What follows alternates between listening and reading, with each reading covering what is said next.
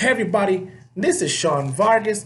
Welcome to the 8th episode of WrestlePop, mixing pro wrestling and pop culture. My aim with WrestlePop is for you to be yourself as I review wrestling events, movies, live concerts, conventions, and sporting events. Today, I am going to review Fast and Furious presents Hobbs Shaw, directed by David Leaf, a spin-off from and ninth film in the Fast and the Furious franchise.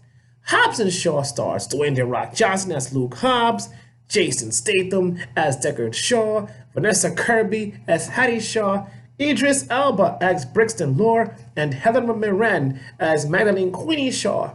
This is a spoiler review. If you have not seen the movie yet, please don't watch this review. Watch the movie and come back. I will give a countdown to give you a chance to leave. Once again, this is a spoiler review. 10, 9, 8, 7, 6, 5, 4, 3, 2, 1.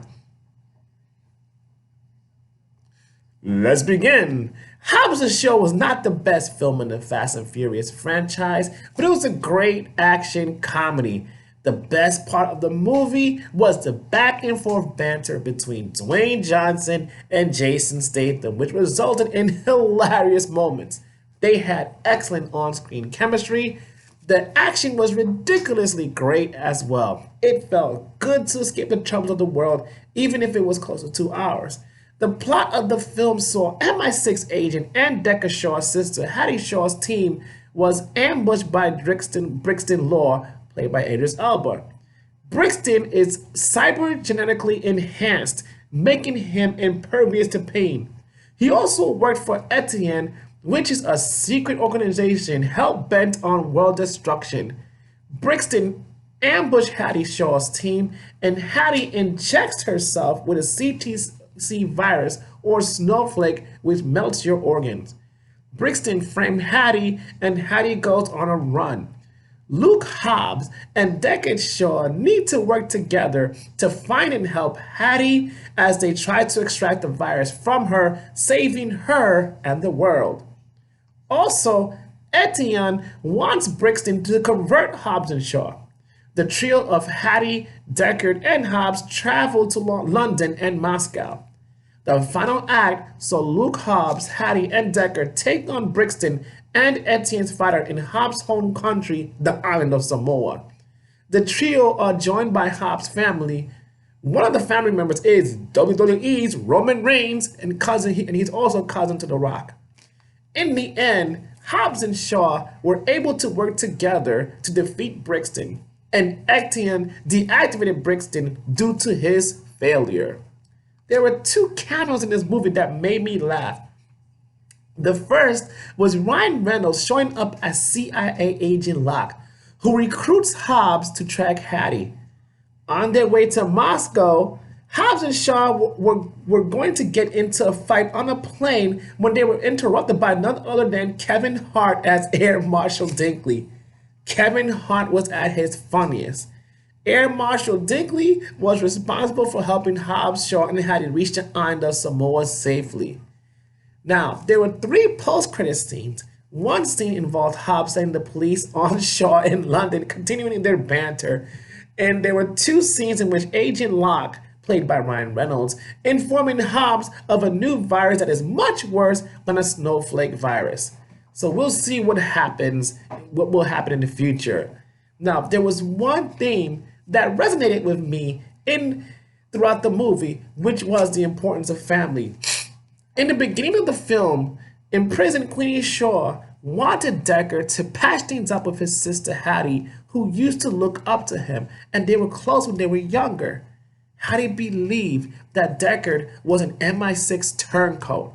It was revealed that Brixton, a former colleague of Dexter, framed him.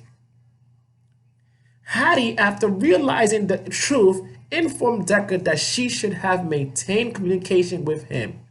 You also have Luke Hobbs, whose daughter did not know anything about her family, as the family tree consisted of 2 people, her and her father. Now, Hobbs had to return to Samoa with Shaw and Hattie and patch things up with his family, especially his brother Jonah, played by John Tui. Their father was corrupted, and Hobbs turned his father in. Hobbs then left the United States and has not returned to Samoa in over 20 years. Hobbs' mother reminded Jonah and Hobbs about the importance of family. Now, there was a touchy scene in which Hobbs apologized to Jonah, patching things up with him. In the end, Deccan and Hattie seemingly worked together to break Queen out of prison, and Hobbs' daughter traveled to Samoa to meet her family for the first time. I want to say that no family is perfect. There are good times and there are bad times when it comes to family. The important thing is no matter what, regardless of what happens, you communicate. Even with me, I'm the second oldest of six. My brothers and sisters and I had good times together, and we also had bad times together. But no matter what, I will always love my brothers and sisters, and I'll always love my parents.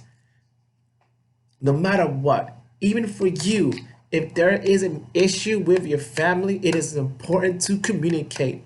It is a process. Nothing is easy. Things that are hard are worth fighting for. Love is worth fighting for. No matter what, family is important. All in all, Fast and Furious presents Hobbs and Shaw was a fun ride filled with action and comedy. Dwayne "The Rock" Johnson and Jason Statham were great. Idris Elba earned his acting chops as the impervious Brixton Lore. What a fun movie. I give it an 8 out of 10.